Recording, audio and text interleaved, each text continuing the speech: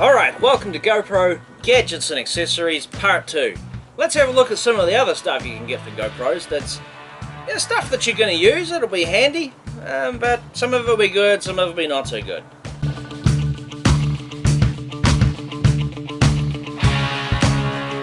Let's first of all have a look at lights.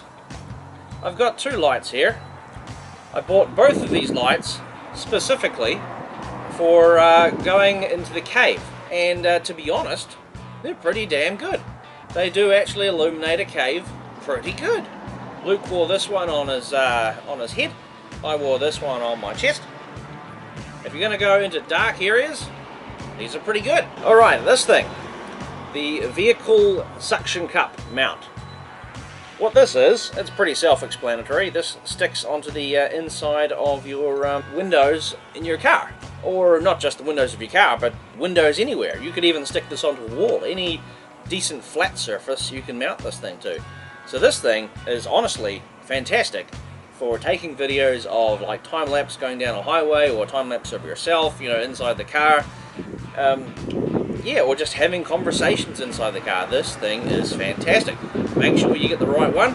First time around I bought the wrong one and had to buy it a second time. Cables, microphone. I must admit that for using a GoPro, sometimes having a microphone is a pretty damn good idea. Let's stop the bag from flying away here. Now, there's a couple of critical things that you need here. I've actually got three pieces here involved with this microphone here. First of all, this is the microphone. This is a $20 lapel microphone. $20 on Amazon.com. This does the job. This is your actual microphone. This is the critical piece of equipment that you need. You must have this, and I highly recommend you buy the authentic GoPro version of this. Why do you need the authentic version? Well, what this is an adapter. This converts your USB input-output on your GoPro to a 3.5mm mini jack, which is what your lapel mic connects to. And for some situations, you will want an extension cable. So I have an extension cable here, just to make it longer.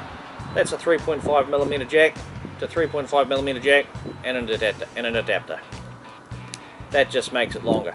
So that may sound like some unnecessary bit of equipment, but trust me, when it's windy, this can actually save your audio. Spare battery for the GoPro Hero 4 Silver. I don't yet own a GoPro 5 or a Hero 5 Session or any of those, but spare battery is not a bad idea.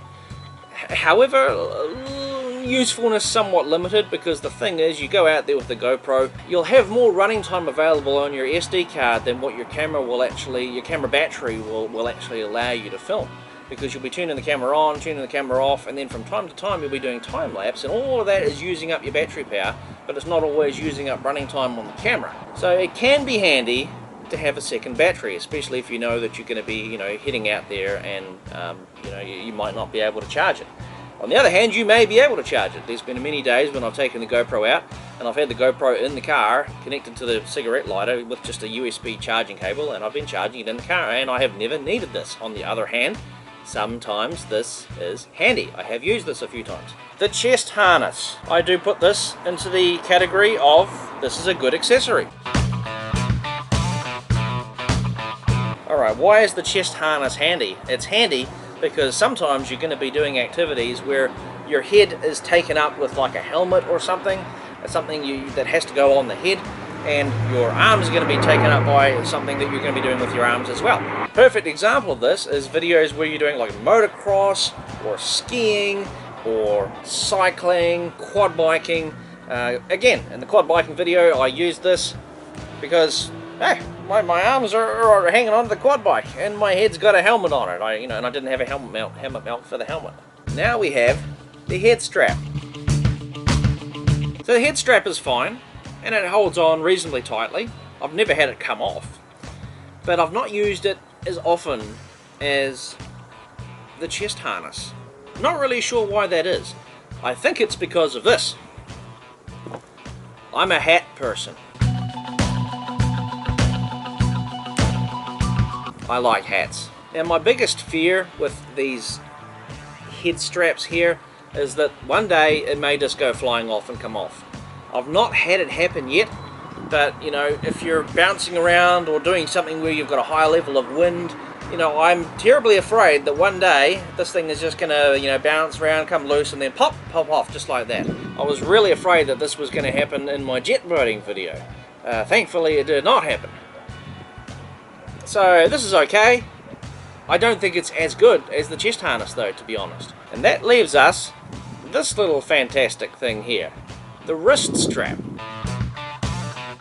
So you open up the wrist strap, you put your thumb in, and then you kind of have to like tighten it and then thread it through and then fold it back and tighten it and then check that everything is alright and that it's all comfortable and it feels alright. So once it's on there, you've got this GoPro strap on the back of your hand, and this thing twists around.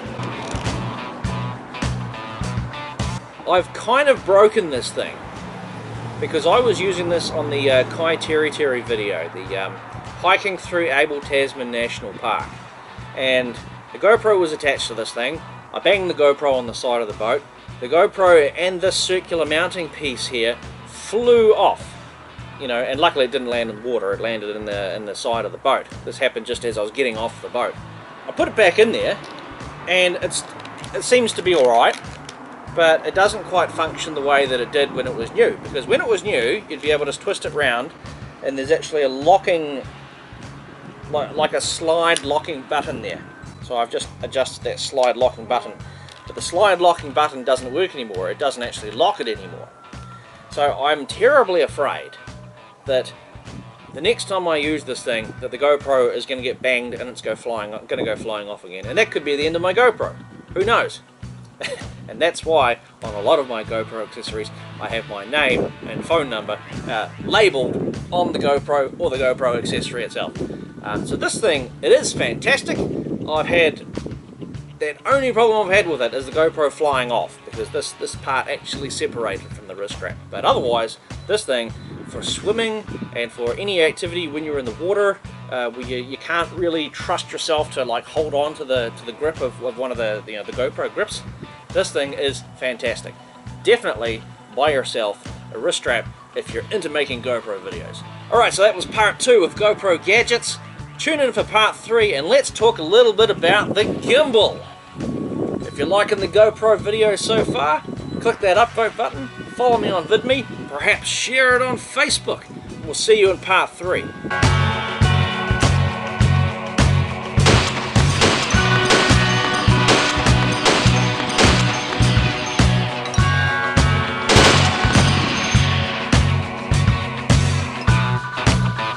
Perfect example of this. Why do planes always fly over when I'm filming?